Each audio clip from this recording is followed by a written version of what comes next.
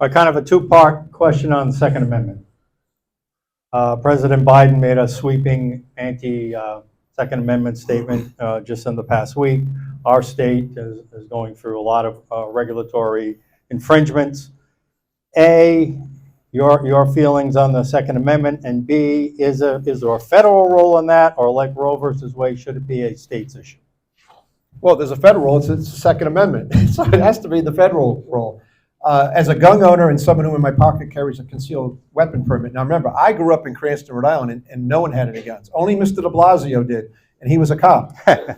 Ralph's father, the cousin anyways, right? So he was the only guy. Yep. Right, it's a true story. We didn't really think about it. But when I started learning about guns and handling guns back in Memphis, and then taught myself, and then had people really teach me, and went out with police chiefs, retired police chiefs, and I own enough. I'm a big into home defense.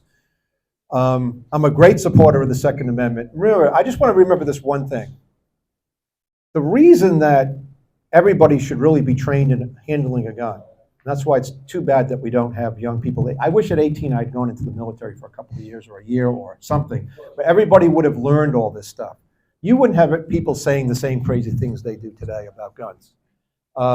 When you're at a 4-H event in Colorado, and my kids right over there, Jessica went to the Nationals for shooting shotgun, 22 rifle, archery. She's a second in the county one day in trap shooting. Laffey shoot guns, lots of shots, lots of guns. And we know now, I know now that when handled properly, I feel very comfortable when I'm in Wyoming. I figure everybody around me, including me, is carrying. You don't see bad things happen when everybody's carrying, believe me. When I worked at Memphis, Tennessee, and on the 15th floor, I knew about 25% of the people were concealed carry people, and I didn't have one then. I was too busy. But I felt pretty good because these guys knew what they were doing.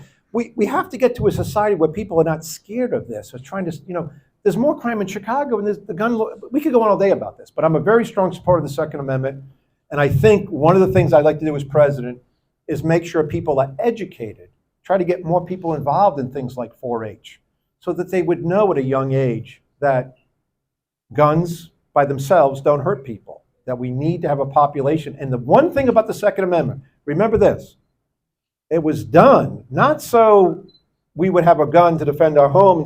It was done for a tyrannical government coming in. And there's 350 million guns in this country, and even if the Chinese come in, they got a lot of fighting to do to get through to a lot of people. But in Australia, they don't. They took away those guns. And look at where by the way, in Hong Kong, did they have guns? They had no guns. What happened? They got crushed.